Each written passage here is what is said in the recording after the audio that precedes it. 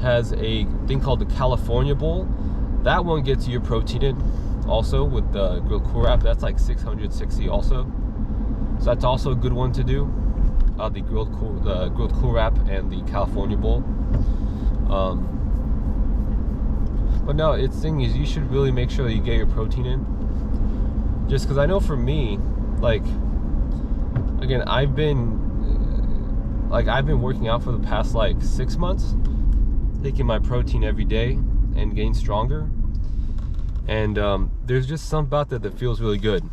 Like, I could actually do pull-ups now. Underhanded, but I can actually do pull-ups now. And it's wild, I can like flex out my lats for the first time.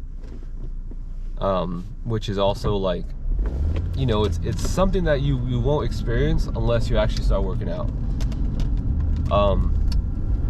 But I know the biggest thing is it's like, I feel like a lot of people say like, how do you get your protein? The thing is, I personally feel like I'm a bad example, just because I get my protein in because I drink these Fairlife right here.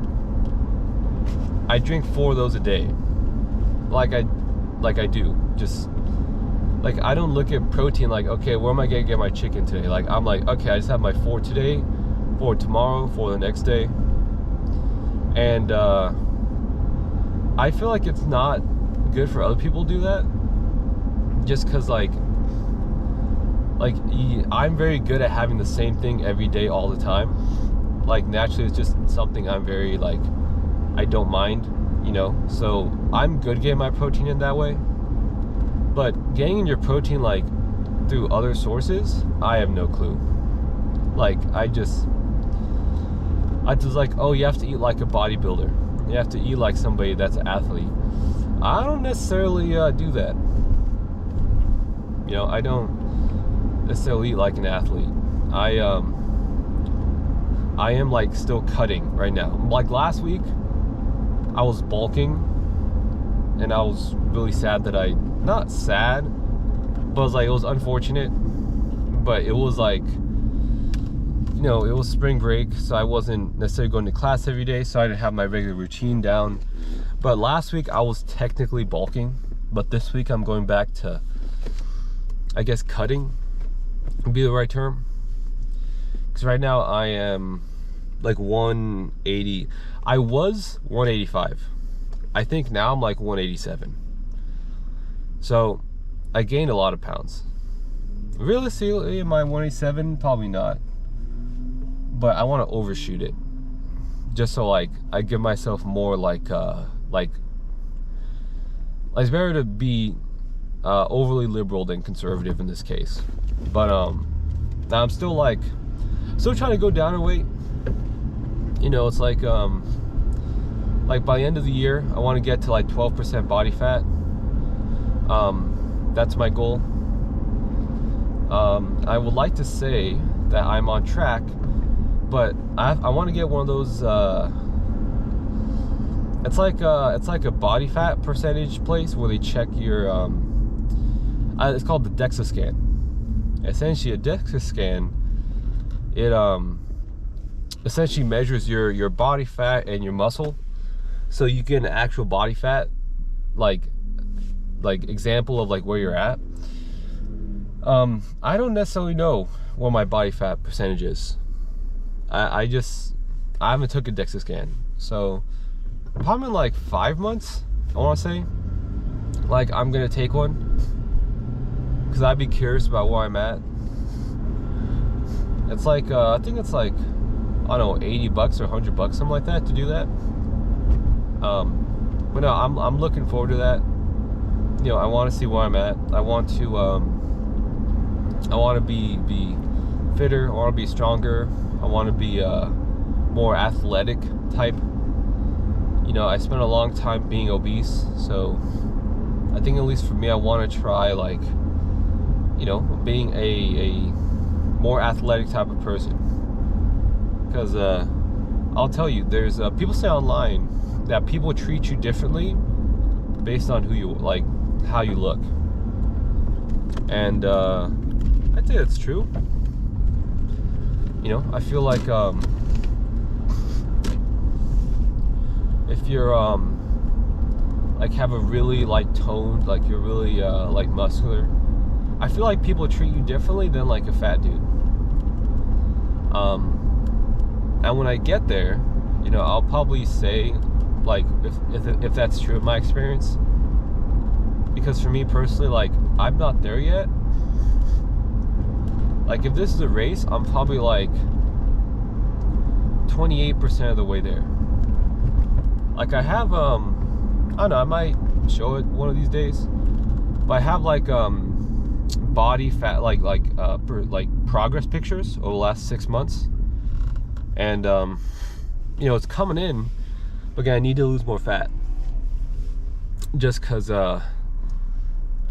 like there's two ways. This is from a guy I watch on YouTube called Resistance Periodization. I think he's like a bald dude. I think his name is Mike something, which is saying that ways to get your muscle to actually like show is to either gain muscle or lose fat, and it's much more faster to lose fat than it is to gain muscle. Like I think fat wise, I'd say I'm 187. I started working out and building muscle like maybe 6 months ago. I'm just gonna say 6 months ago. Like I'm just gonna say I gained like 8 pounds of muscle.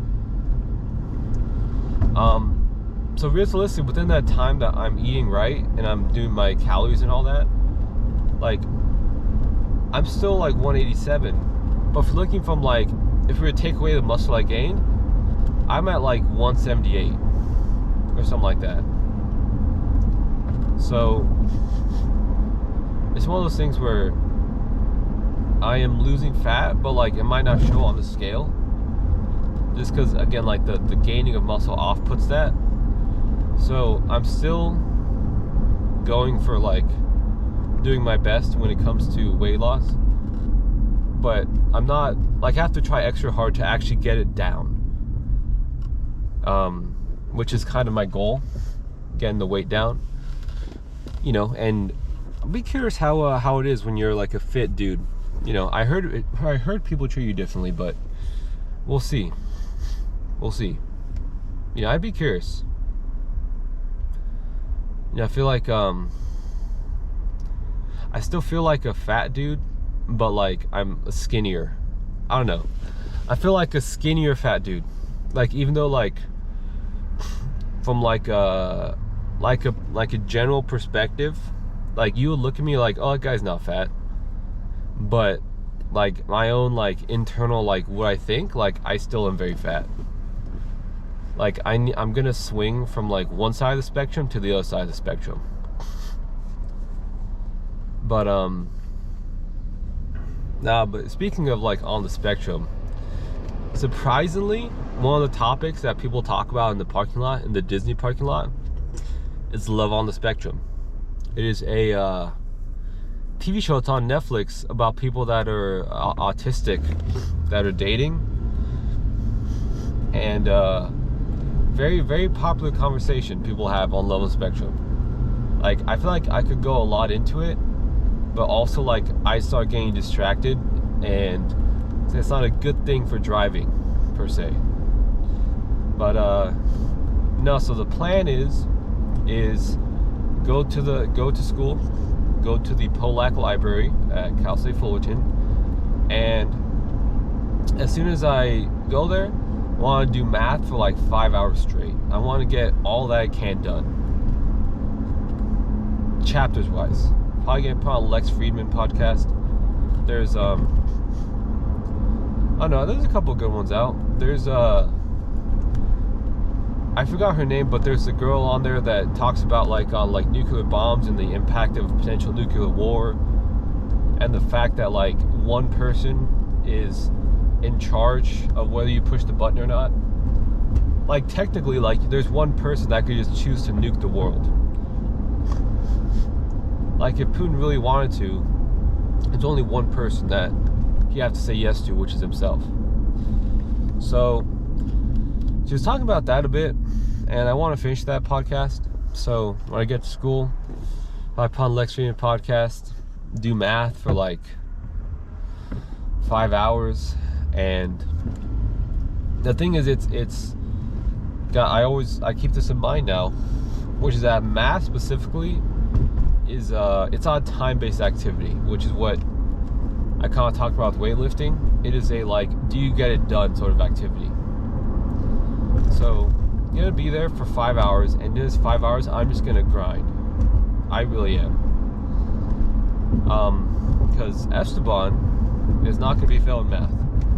Not for the fourth time, 3 times, I think I was less serious about classes when I was younger, and I think there's a degree of perspective that you get, which is that I'm currently like 20, I think like mid-20s. I think I'm still mid-20s, and like I need to like get on this, just because like when I graduate, I'll probably be like 20, like late 20s pretty much, and it's wild that other people already have their careers already, and I am still in math 115 learning about derivatives. Like, it's just one of those things where some people are very mature. They just understand like where they want to go in the future, and they understand